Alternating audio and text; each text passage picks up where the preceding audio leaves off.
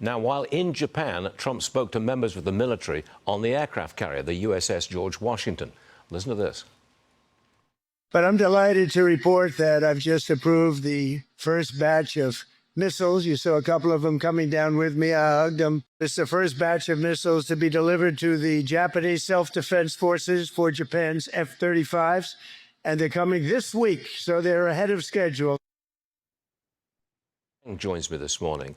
Trump speaks on an aircraft carrier, which is in Japan. He sends sophisticated missiles to the Japanese Air Force.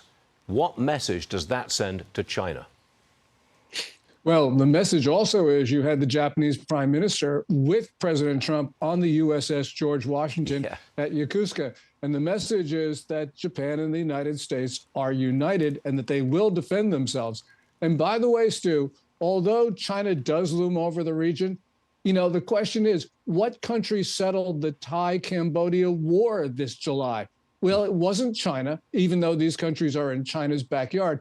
It was President Trump, and he did that with the threat of tariffs. So it shows you that the United States is the dominant force, even in China's backyard. Now, the world's watching and waiting for Trump to meet with Xi Jinping because China's cut off rare earths.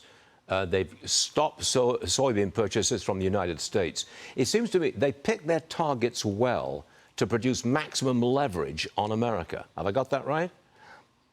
Well, yes, and they've got one more thing they can play, and that is pharmaceuticals.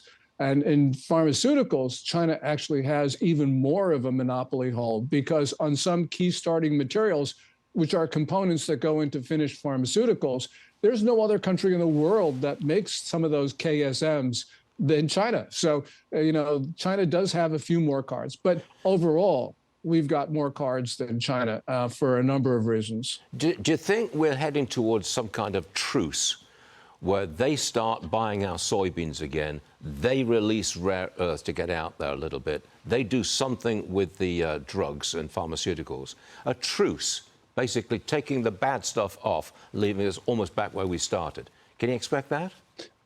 Yeah, there will be a truce, and it'll probably be for a year, which, by the way, the truce, if it is for a year, will end just before the U.S. midterms.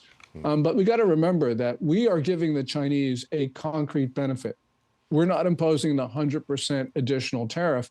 And we're doing that for vague Chinese promises of buying more of our stuff or selling stuff. And we know that from history that China always violates its promises.